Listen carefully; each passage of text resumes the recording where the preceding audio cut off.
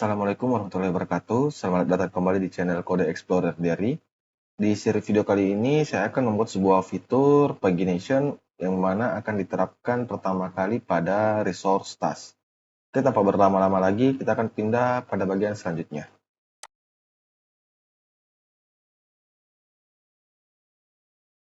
Pada bagian ini, saya akan membuat sebuah logic untuk pagination service ya, yang dimana saya membuatnya di dalam repository. Mengapa dalam repositories? Karena pagination itu saya bagi menjadi dua. Ada untuk respon dan juga untuk repository yang bertugas membagi datanya sebelum ke database. Jadi dia menyusun query-nya agar dapat diterjemahkan oleh ASP.core, EF Core ya, EF Core Framework Core. Oleh karena itu saya membuat sebuah folder di dalam repository bernama common atau umum ya. Saya membuat sebuah file kelas bernama pagination result. Nah, di sini saya langsung pastikan saja kodenya, sembari kita akan menjelaskan pada setiap bagian kodenya ya. Nah, lalu kita import yang merah ini. Kita import dari Entity Framework Core ya. Oke, setelah itu mari kita lihat bahwa dia ada ini ya, beberapa properti yang dibutuhkan, item, spec, pagi size, total count, skip. Ada juga metode create assigns yang dimana dia menerima tipenya equeryable, yang dimana potongan query ya dari entity framework core-nya. Nah, setelah itu saya akan membuat sebuah DTO, dan sama seperti dalam folder repository, saya membuat sebuah directory baru bernama common di dalam folder DTO ya. Lalu saya membuat sebuah record bernama pagination respond DTO. Nah, di sini saya pastikan saja langsung kodenya. Nah, di sini cukup mudah, yang dimana dia hanya merepresentasikan respon ke user dalam bentuk tipe pagination respon ya, yang dimana yang dibutuhkan oleh klien dalam menampilkan data. Oke teman-teman, cukup sampai di sini. Kita akan berpindah pada bagian selanjutnya.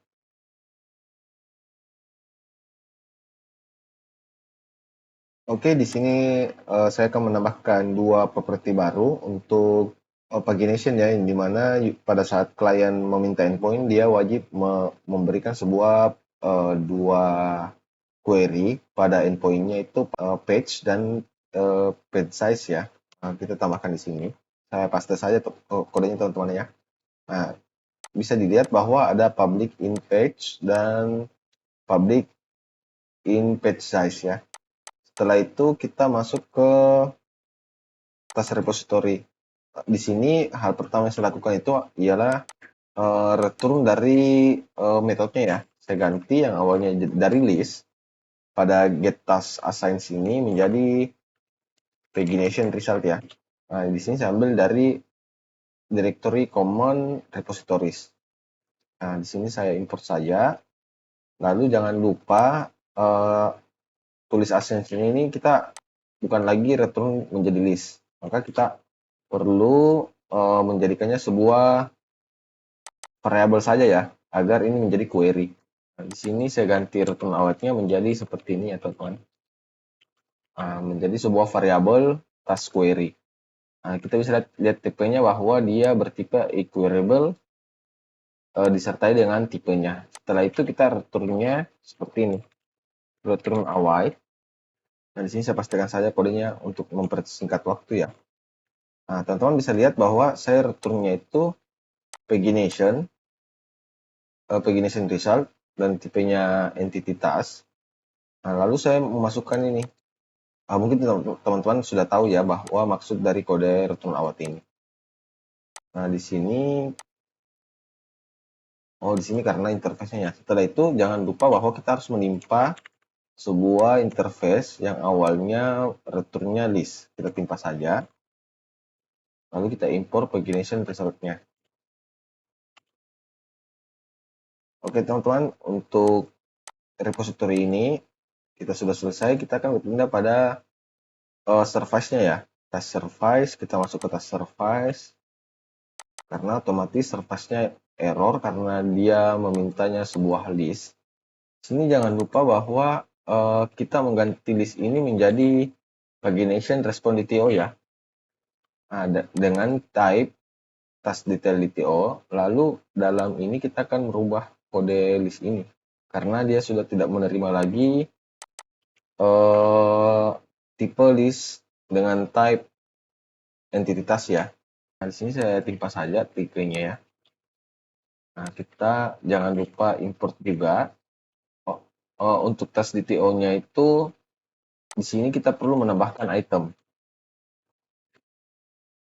Nah, lalu kita bisa lihat teman-teman, karena kita memasukkan di dalam pagination result, datanya itu kita masukkan dalam property items ya. Setelah kita sudah konversi ke dalam to DTO detail, nah di sini saya returnnya sebagai ini pagination result ya. Jangan lupa bahwa properti apa saja yang dibutuhkan. Pertama items. Nah, itemsnya itu kita ambil dari task DTO. Lalu saya pastikan sisa kodenya ya. Lalu kita tutup kurung di sini. Nah, teman-teman bisa lihat itemsnya task DTO, tapi yang lainnya saya mengambil dari task. Karena dia sudah mempunyai logic mengenai pagination ya. Nah, setelah itu kita akan copy metode ini dan kita timpa pada interface task ya, yang ini. Lalu kita jangan lupa untuk import.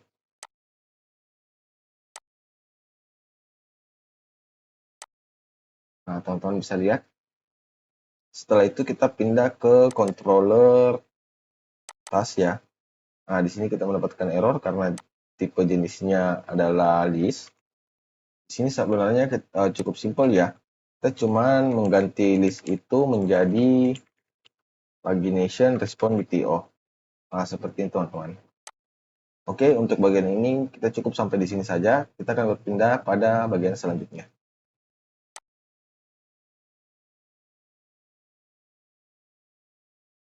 Nah, pada bagian testing endpoint ini kita akan testing atau melihat respon dari pagination yang sebelumnya kita buat dan kita terapkan juga pada resource stats. Nah, dan di sini saya membuka Requestly. Pastikan Docker Anda sudah berjalan untuk database-nya dan juga untuk project-nya. Nah, di sini pada Requestly saya masuk ke get altas, saya sudah menyiapkan sebuah params, ada page yang berjumlah 1 dan page size yang berjumlah 10. Nah, di sini kita langsung get saja ya, teman-teman, untuk melihat ada berapa datanya.